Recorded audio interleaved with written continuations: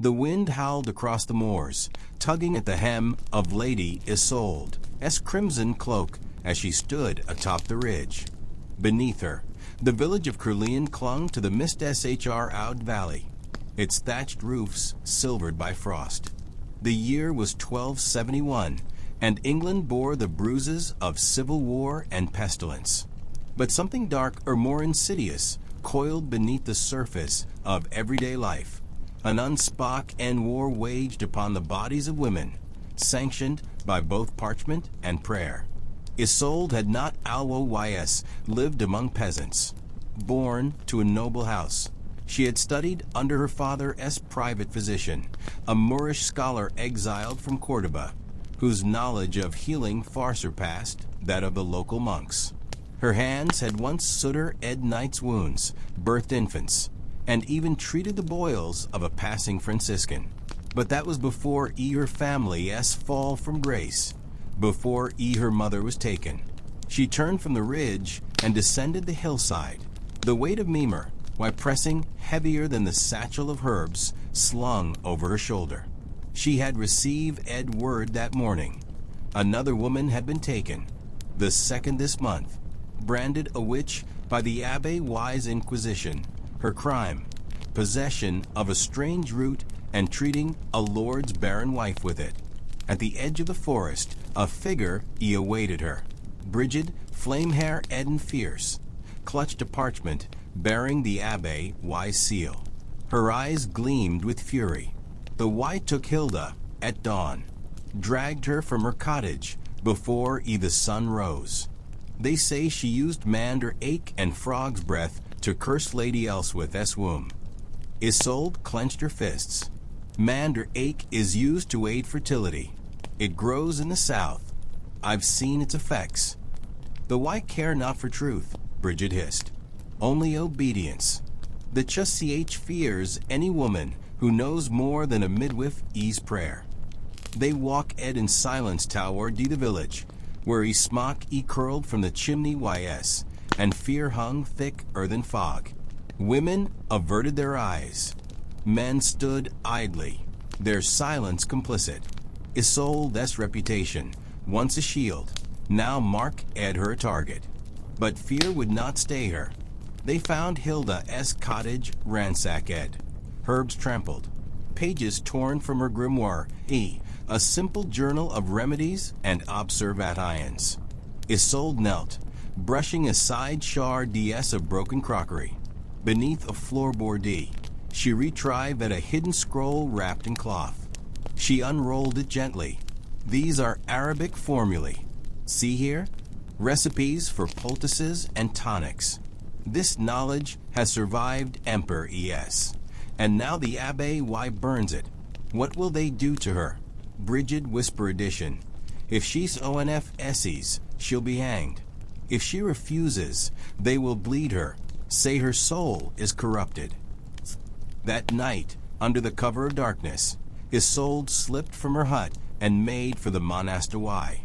The stone edifice loomed like a sentinel over the valley, its torches flickering like watchful eyes.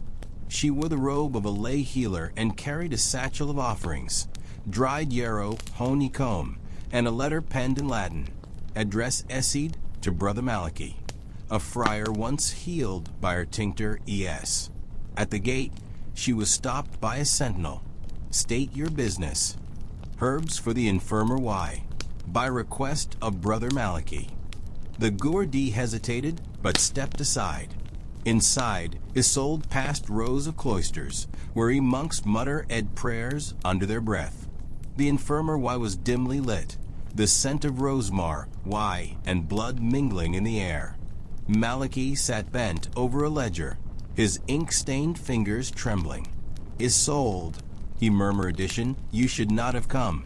I need to see Hilda. She is in the catacombs, under Gourdi. They say the bishop himself will oversee her questioning. I healed your leg when the fever took you. You owe me this. His eyes darted to the shadows. I Candela, why the Gourdies? No more. He handed her a small key and turned away. Isolde wasted no time. Down into the belly of the monaster, why she went, past reliquaries and tombs, into the cold, dripping undercroft. There behind rusted bars, sat Hilda, bruised, but alive.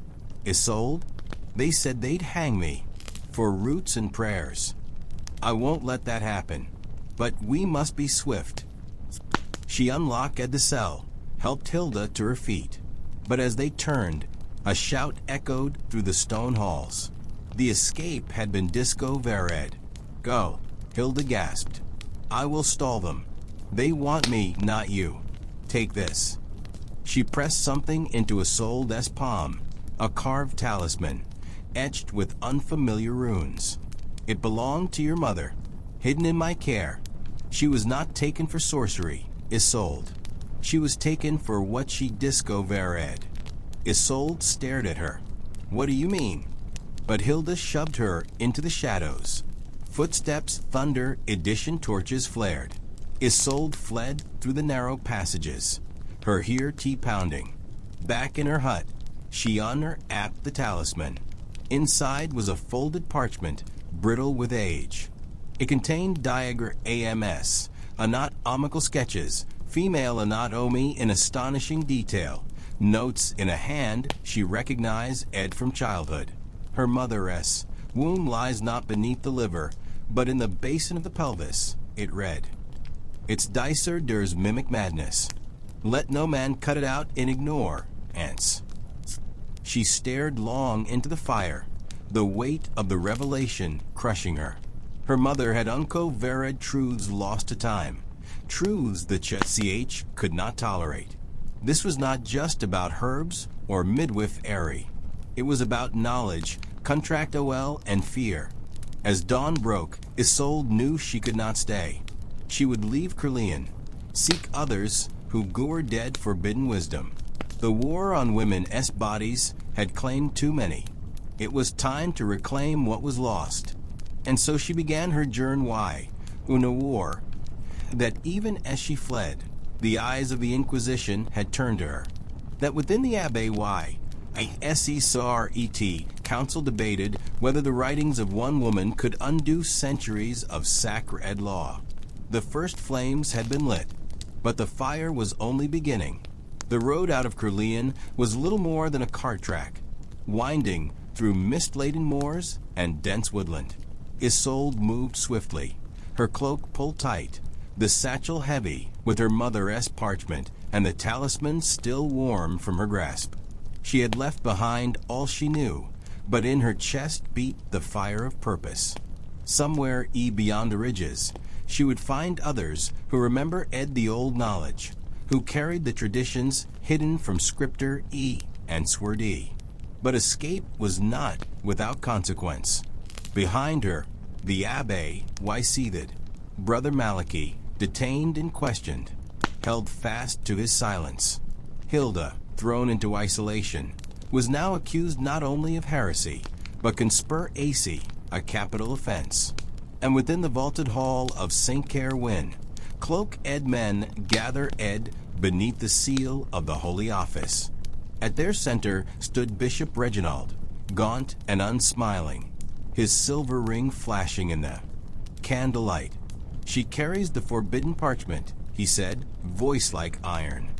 The writings of Lady Alice, once condemned and presumed lost. How do you know it was not destroyed with her? Asked a younger priest. Because the Inquisition never found it, and because her daughter has now vanished with the midwife The bloodline did not die. It went to ground. Another voice, quiet but pointed, rose from the corner. If she brings these writings beyond our reach, others may read them. They may question the very foundation of our authority. Bishop Reginald nodded. Then she must be found, and what she carries must be burned. Isolde reached the Mark E.T. town of Dinah's brand the next evening, footsore, and cold. It bustled with travelers and merchants, offering anonymity and noise. She made for a tanner's daughter she had once treated for scalded hands, a girl named Caris, now grown and widowed. Karis welcomed her with cautious arms. "You bring danger with you," she said as they sat beside the hear. "Rumors are already spreading that you broke the Inquisition cell, that you conjure devils." "Do I look like a conjurer?" Isolde asked. "No, but truth matters little when fear is ripe." That night, she showed Karis the parchment, carefully, reverently. The drawings alone would have been enough to see her hanged. But Karis did not shrink. Instead, she ran her fingers over the lines. She knew the shape of us, the real shape, not the lies the physicians recite. She risked everything for that knowledge, Isolde said. And they silenced her. Now they seek to silence me. The next morning, Karis brought word of a possible ally. Their is a healer north of the river, a woman called Moyer A. They say she studied in Paris before they banned women from the academies. She keeps to herself, but she sees women others won't touch. It took Isolde 2 days to reach the riverside hamlet where Moyer lived. She arrived at dusk, knocking on the cottage door with mud-sake boots and hope in her here tea. Moyer was older than she expected, with keen eyes and silver hair. She examined the parchment in silence, then poured them both a dark, bitter tea. "This is not just medicine," Moyer said at last. "It is rebellion. These notes name conditions no monk would dare acknowledge. Postpartum melancholia, uterine collapse, even the rhythms of the womb. This is power, and they mean to bury it." Moyer leaned back. "Then we must near it. But you can't fight alone. There are others, in York, in Ghent, even in Florence. Women who gourdi the old ways. Scribes who hide scrolls in weavers' looms. If we gather them, Isolde here tea surged. You will help me. I will do more. I will teach you what your mother could not." In the weeks that followed, Isolde learned not only medicine, but the language of resistance. How to encode recipes into hymns, to hide diagrams beneath amber y, to speak truth under the guise of a ledger y. She copied her mother's writings onto lambskin scrolls and buried them in oilcloth to survive damp. She sent word to Bridget, who responded with a single sentence: "The roots grow still." But as winter deepened, a stranger came to the hamlet. A pilgrim, or so he claimed. He bore a wooden staff and wore a patchy robe, but his boots were too fine, his eyes too watchful. Moyer knew at once. "He hunts you," she whispered to Isolde. "We must scatter. Take only what you must. I will lead him astray. You can't. I have seen more winters than you, and I have buried too many who stay too long. Go, find the Black Abbess in York. She will know where the others dwell." With a heavy tea, Isolde amber aced her, then slipped into the forest under the crescent moon. Behind her, the cottage doors flung open, and the stranger stepped inside. She ran for days, through frost-bitten woods, across icy brooks, surviving on roots and dried apples. In her satchel, now lighter, she carried only one scroll, the talisman, and a new map inked by Moyer A's hand. When she reached the outskirts of York, the great cathedral loomed like a guardian. In the shadow of its spires lay a small prior Y, long abandoned by official orders, now home to the so-called Black Abbess. She was not of the CH, but of the Sisterhood, a SECR order of women who once healed plague victims and delivered aired children and in silence. Isolde APPR oached the gates in Knockedition. A slit opened in the door. Eyes, sharp and gray, peered out. "Speak the word," a voice commanded. Isolde drew a breath and said, "Lux Femini." The door creaked open. Inside, candles flickered in alcove vs. Women moved quietly, some in robes, others in simple homespun. The black abbess stood at the altar, a towering figure, with braided white hair and scars along her knuckles. "You bring fire to dry parchment," she said. "We have waited long." Isolde fell to her knees. "I carry my mother's voice, and I seek to make it louder." The abbess helped her rise.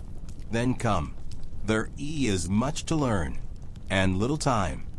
Unbeknownst to them, a courier arrived in York that same hour, a letter sealed with red wax. Inside, the message was clear: "The heretic is among you. Let no woman stand in her defense." The hunt had reached the city, and the fire, once sparked, now threatened to consume everything. Snow blanketed the cobbled streets of York, muting the sound of hooves and wheels, cloaking the city in a deceptive calm. Within the prior walls, the here THS burned hot, and the black abbess paced before EA map inked on linen. Isolde sat beside her, copying her mother's anatomical diagram AMS onto fresh vellum, with care learned under Moyer A's watchful eye. 3 safe houses burned last month, the abbess said. 1 midwife drowned. A physician SAPPR enticed seized in Rouen. They are tightening the noose. Then why stay here? Isolde asked. Because the archive must be protected. It is not only scrolls and sketches. It is testimony of births of wronged women, of cures deemed heretical. If they find it, the last light goes out. A knock came at the rear gate. A coded knock. 3, then 2, then 3 again. The abbess nodded, and a novice opened it. In stumbled a girl, barely 15, her face smudged with soot and fear. Behind her stood a man swathed in traveler's garb. The girl collapsed into Isolde's arms. "The why came from my mother. She tried to stop them. They called her a blood sinner." Isolde felt a shiver run through her. That term was reserved for women accused of interfering with childbirth, especially those who performed unholy interventions during difficult labors. It was a charge rarely survived. The man bowed.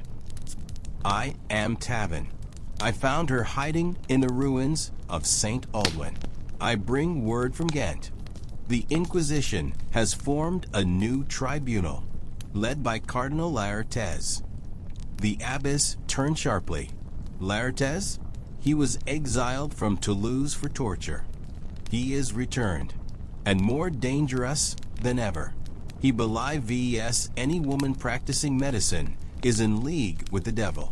He has burned 20 THREE in Flanders." "Then we are already too late." Isolde murmured addition, "No," the abbess said. "We are forewarned. We act." By nightfall, the prior moved like an anthill.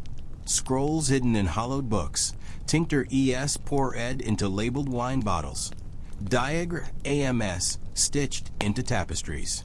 Isolde helped the young girl, Ellen, into a bed near the here and fed her broth. The girl clutched a locket made of brass. "My mother made this," she said. "It holds rosemar. Why? She said it would keep the spirits away." "It keeps the plague away," Isolde replied. "Rosemar, why, cleanses the air. Your mother knew much. She said I would learn too, if I lived." Isolde kissed her brow. "You will."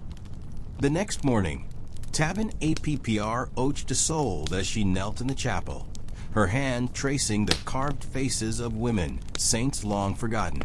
"You speak Latin," he said, "and Greek, I hear. Enough to translate. Then there is something you must see. In the ruins of Witbar au Abbey Y, there are scrolls hidden beneath the altar, written in Arabic but containing Latin notes, smuggled from Salerno a century ago." Isolde stared. Salerno, the Schola Medica Salernitana, where women once studied medicine as equals, before the papal ban. "You can take me there? If we leave tonight." The abbess protested, but Isolde knew the time had come. Knowledge hidden is knowledge lost. I must go." She kissed Ellen Goodby, placed her mother's talisman in the girl's hands, and slipped out beneath the cover of snow. The journey wide a wit bar always treacherous, frozen rivers, bandit-haunted roads, and the ever-PR is sent threat of ch riders. But Tavin was res our suful, navigating by stars and forgotten trails. They reached the ruins on the fifth night. What had once been a proud abbey, why was now stone and shadow. Ivy curled through shatter-ed windows. Owls roost in the rafters. Tavin led her into the crypt, past crumbled tombs and moss-slick walls. There beneath the altar, they lifted a slab and revealed a leather W.R. apt bundle. Isolde unrolled the scrolls with reverence. Her breath caught. This is Avicenna, Galen, but rewritten, corrected, by a woman's hand. How can you tell? The annotations, they speak of childbirth, of wet nurses, of pain relief using henbane. A man would never detail such things. She copied by candlelight, hands numb with cold, eyes wide with awe. The knowledge was breathtaking. Methods to stem hemorrhage, diagrams of the female pelvis, instructions for Caesar de live airy. But at dawn, the horses neighed. Tavin rushed from his watch. The Y followed us. ch riders stormed the Abbey Y grounds, torches in hand. Isolde stuffed the copied scrolls into her satchel and fled through a tunnel once used by monks. Tavin stayed to delawye them. She looked back once, as flames licked the broken stone, and saw him standing in the doorway, sword drawn. She ran, for hours, across fields and through snow-melt streams, until she collapsed in a shepherd's shed. There she lay, feverish, for 3 days, nursed by a mute old woman who spoke only in gesture and fed her goat's milk. When she recovered, she made for York once more. The prior was gone. Black timbers and score ched stone met her eyes. A red sigil had been painted on what remained of the gate, the mark of Laertes. She dropped to her knees, the satchel slipping from her shoulder. A hand touched hers. "You shouldn't have come back," said Bridget, emerging from a cellar hatched beneath the ruined refectory. "I had to. The scrolls, the why exist. I have them." Bridget led her underground, where a handful of survivors huddled in what had once been a root cellar. Among them, Ellen. "The why came at dawn," Bridget said. "The abbess stayed behind, gave us time to hide. She would not kneel. They burned her with the texts." Isolde placed the scrolls on the ground. "Then these are all that remain." Ellen stepped forward. "Teach me." Isolde looked around. Women of all ages, some wounded, others scarred but defiant. "I will teach you all." And so, in the belly of the earth, they began again, recopying the scrolls, whispering lessons, planting herbs in sewing diagrams into the linings of cloaks. Above ground, the Inquisition tightened its grip, but below, beneath the ashes, something ancient stirred. The flame was not extinguished. It had only gone to ground, waiting for the time it would rise again. And when it did, it would burn brighter than ever before The wind that once howled over the moors of Caerleon now sighed gently through the valley where the prior had stood. Snow melt fed the earth, coaxing green shoots from the char remains of what once had been a stronghold of Sar knowledge. And beneath that earth, hidden in the ruins and shadows, women gather still. Isolde stood in the threshold of a newly rebuilt stone cottage, her hands calloused from work, her back straight as ever. Years had passed since the burning of York. The red sigil that once marked death was now nothing more than flaking paint on stone. The Inquisition, with Cardinal Laertes at its head, had turned its fury elsewhere to Italy, then to Spain, where he emperor es quack ed and burned with larger wars. England, bruised and quiet, began to forget, but the women did not. The scrolls saved from Whitbar Au had multiplied. Isolde had rewritten them by hand 3 times over, storing copies with trusted hands across the aisles. In the apothecary, why behind the marketplace in Norwich, in the hidden compartment beneath a chapel floor in Bristol, even the folds of a merchandise Bible that traveled the roads with parchment and wool. Bridget remained by her side, tireless and sharp-tea-on-good as ever, now a mother herself. Her daughter, May V.E., played near the here th, humming a lullaby that was, in truth, a memer why spell for identifying fever.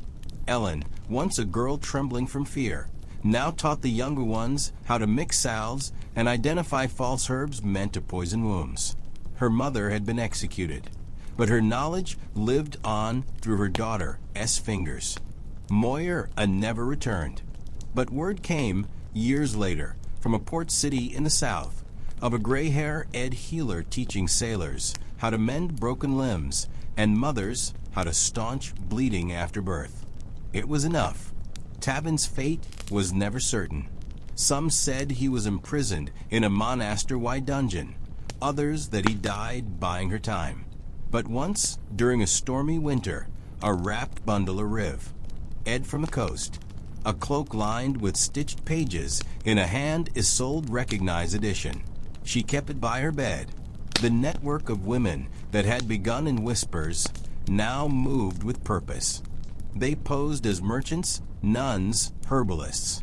Some even entered the homes of noble families, hired to assist with births, and left behind more than healthy infants.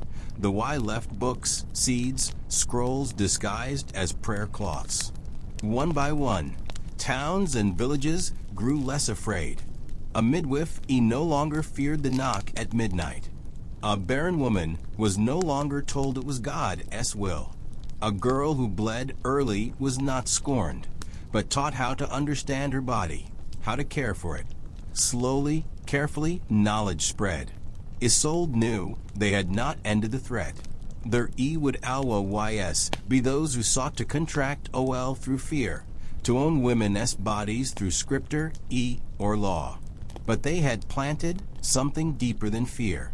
They had planted truth, and truth, she had learned, was more enduring than fire. One crisp spring morning, as birds returned to nest among the timbers of the ruined chapel, Isolde gathered the younger women and girls around her.